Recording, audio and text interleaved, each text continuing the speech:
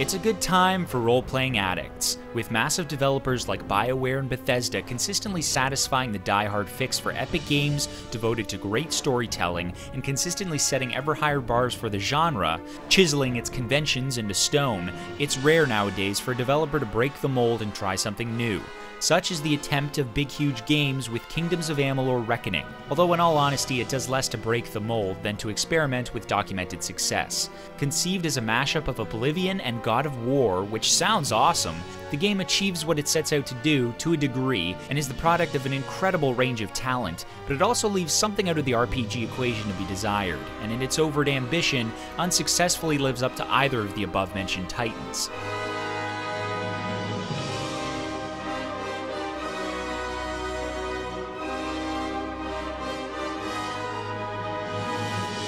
The campaign is long and lustrous, but equally as laborious. R.A. Salvatore, known for his voluminous catalog of Forgotten Realms novels, among a myriad of other works, endows much of the game's setting and characters with the same generic magic. Much akin to countless other RPGs, Reckoning starts you with a blank slate as a dead soldier who is brought back to life via the Well of Souls, a controversial, even blasphemous device which has recently become the target of the Tuatha, a militant force bent on the annihilation of all mortals. Again, bear in mind that much of the material is provided by a novelist, which is good and well for novels, but in a video game where the fun is more important than the fiction, and when there's so many deep and intricate universes out there to invest in, an intimidating index of names, Tuatha, Fae, Dokkalfar, and so on, become the easy critical target of a game that fails to really muster its own exclusive identity. Fate is the all-consuming theme of the game, and definitely its most intriguing. As the Well of Souls' one and only success, your character journeys across the lands of Amalur, slowly surmising that your miraculous recovery was not by mere chance.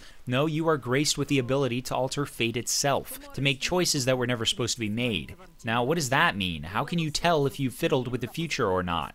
The notion would be absurd if the citizens of Amalur weren't already aware of their own written futures, which they are, and didn't already accept them, which they do. The dialogue sells the concept. For example, early on in the game, you and a companion come across a cave troll. Your less than confident cohort believes he's about to meet his end, and when you defeat the troll, he rambles for a minute about how he was supposed to be killed by the beast you just slayed. Conversational moments like this genuinely make you feel like every decision you make has impact, when, ironically, you carry far less weight over the kingdom than its citizens would have you believe. Our biggest problem with the game is that for an RPG, despite all the talk about fate and freedom, there really isn't much choice given to you as a gamer. Personally, since my own days coercing and bullying innocent bystanders in the Knights of the Old Republic, I've always felt compelled to invest in the persuasion ability from the get-go in order to make people do my bidding. Yes, I'm a virtual tyrant. But in Kingdoms of Amalur, all of the persuasion dialogue choices I found in the game were already maxed to 95%, and unlike those faraway days, all of the choices result in, for the most part, the same outcome. So what's the point? Granted, there are moments when your decisions will have a significant outcome on the fate of Amalur, but for the most part, diplomacy is of little consequence. Now, to the fate-weaving fans and tireless trolls, relax. I've gotten most of the bashing out of the way. Reckoning isn't a particularly amazing role-playing game any more than it's an amazing action game. It's a great video game, period, because it blends the two genres together to give you some seriously tight and balanced gameplay.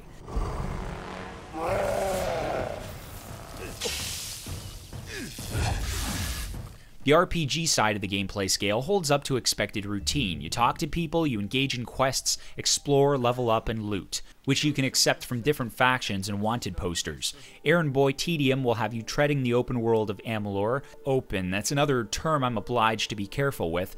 From point A to point B, performing fairly mundane assignments for NPCs whose own stories aren't that fleshed out. Originally, Amalur was designed as an MMO, and it shows in that respect because questing is more the requisite to grinding. The stories of the world's inhabitants secondary to the humdrum of leveling. Where the game kicks ass, offers the most freedom, and ultimately redeems the whole package is in its combat. Whether you're a mage with a stave, a blunt brawler, or a finesse fighter who prefers agility and arrows, the most enriching aspect of Amalur is the fact that it gives you complete authority over your avatar. You're not bound by any of those three, but can mix and match at will during battles. Like other great games of the genre, notably Skyrim, you're not penalized for opting to use a skill set you normally wouldn't use. A structured tier system exists, to be sure, but handling all three forms of combat is instrumental to success, and bottom line, it's just fun and fluid. Also, like Skyrim, primary and secondary attack options flesh out the fighting. Swing a massive hammer to deal with a troll, quickly start flailing your supple Fey blades around to pick off the smaller beasts, chuck a magic spell or two, and enter Reckoning mode once your fate meter is charged to unleash a flurry of destruction.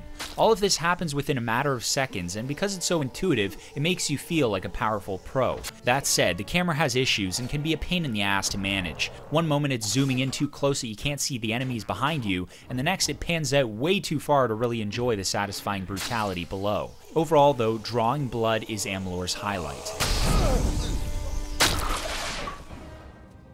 Reckoning is deceptively beautiful. On the surface, it's a remarkably good-looking game.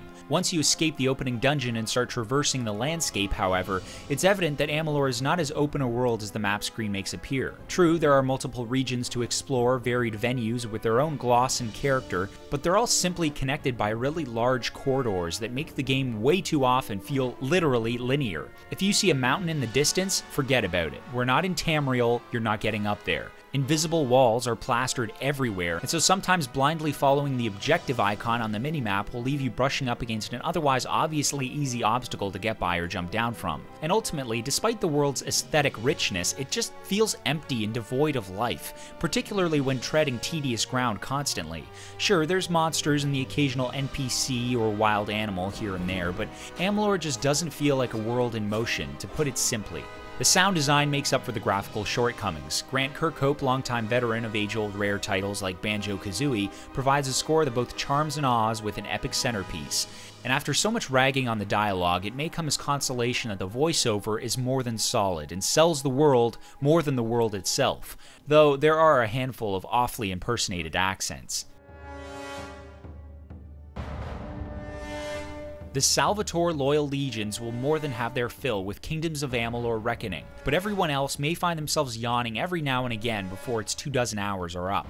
Developers can utter all the Shakespearean speech they want and come up with a whole glossary of exotic names for characters and places, but if they can't ground all that mythology into an experience that feels fresh and original, it becomes burdensome and boring. Now, having said that, as with most any game, the longer you invest in Amalur, which offers a good base 25-hour experience in the main story, the more you'll care about the tale it tells.